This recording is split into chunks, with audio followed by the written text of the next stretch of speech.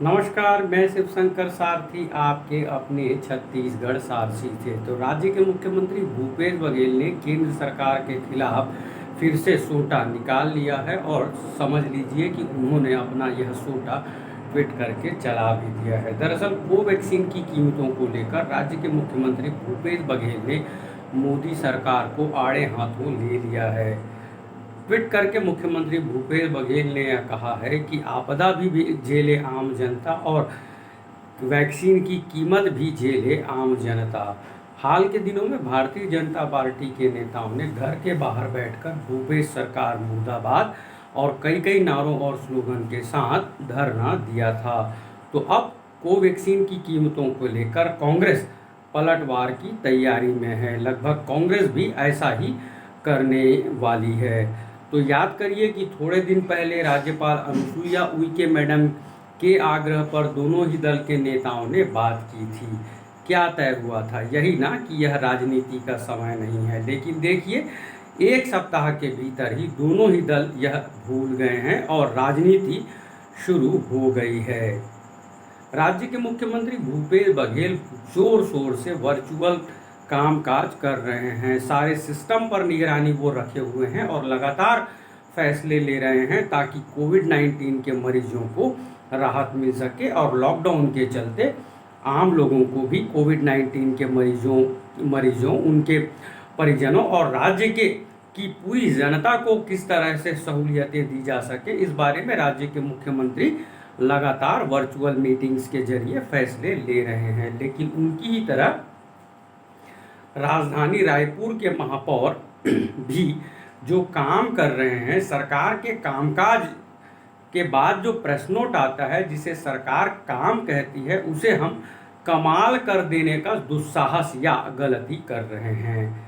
दरअसल सरकार और प्रशासन के जब प्रेस नोट आते हैं तब उस सरकार यह बताने की कोशिश करती है कि देखिए हमने फैसला ले लिया है, कमाल कर दिया है। लेकिन इस कमाल से ही एक एग्जाम्पल ले लेते हैं।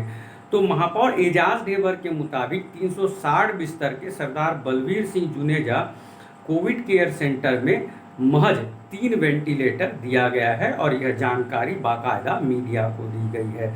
7 वेंटिलेटर आए थे, 4 वेंटिलेटर को दिया गया डॉक्टर भीमराव अंबेडकर अस्पताल में। हमें शहर सरकार को राज्य सरकार फंडिंग करती है और मदद करती है, लेकिन यहाँ उल्टी गंगा बह गई है शायद।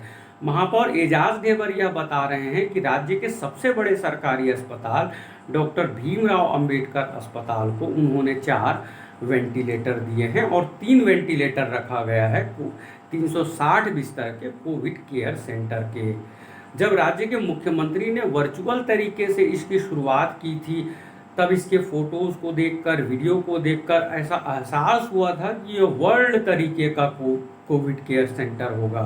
प्रियंका गांधी वाड्रा ने भी फोटोज़ देखकर, जिसमें भारी तरीके से लाइटिंग की गई है, उसे देखकर और कांग्रेस ने या छत्तीसगढ़ सरकार ने जब इन्फॉर्म किया प्रियंका गांधी वाड्रा को, तो उन्हें भी यही लगा होगा कि कांग्रेस की सरकार ने, उनके चीफ मिनिस्टर भूपेश बघेल ने कम से कम वर्ल्ड लेवल का कोविड कैंसर केयर सेंटर बना दिया है। लेकिन अभी जो प्रेस नोट छपा है स्थानीय अखबारों में, तो 3 वेंटिलेटर लगा देने के बाद समझ लीजिए कि किस तरह का यह कोविड केयर सेंटर है।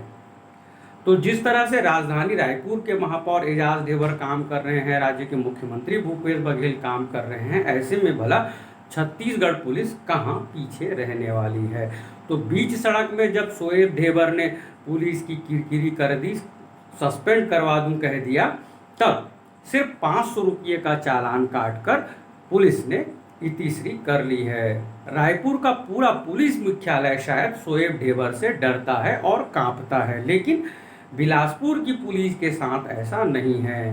लॉकडाउन के नियमों को तोड़ने को लेकर बिलासपुर के एसपी ने बीच सड़क में उठक बैठक करवा दी और कान तक पकड़वा दिए, जहां शायद इसकी वजह यह हो सकती है क्योंकि बिलासपुर में को न्यायधानी कहा जाता है, छत्तीसगढ़ राज्य का हाईकोर्ट बिलासपुर में है, तो शायद बिलासपुर के पुलिस ने काम किया है कानून के हिसाब से। और चूंकि राजनीतिक दल के लोग सारे मिनिस्टर्स के बंगले हैं राजधानी रायपुर में और छत्तीसगढ़ विधानसभा का छत्तीसगढ़ विधानसभा भी राजधानी रायपुर में है, तो रायपुर की पुलिस शायद पॉलिटिकल फैसले लेना, पॉलिटिकल सेफ्टी के हिसाब से फैसले लेना ज़्यादा सही समझती है। इसीलिए ही शायद सस्पेंड कर देने को उन्होंने, उत्तर प्रदेश के मुख्यमंत्री ने क्या कहा था याद करिए। उत्तर प्रदेश के मुख्यमंत्री को शायद यह पता नहीं था कि कैमरा रोल है, लाइव चल रहा है।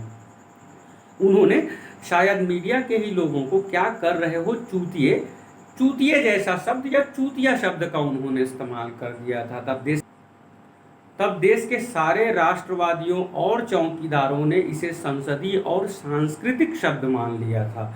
भारत में जब मुख्यमंत्री के मुंह से, मुखमंडल से यह शब्द निकला चूतिए, क्या करते हो चूतिए, तब राष्ट्रवादी और देश के सारे चौकीदारों ने इसे संसदीय और सांस्कृतिक शब्द मान लिया था। और शायद उसी राह पर चलते हुए राजधानी की पुलिस ने सस्पेंड करवा दूं को संसदीय शब्द मान लिया और भूल गए।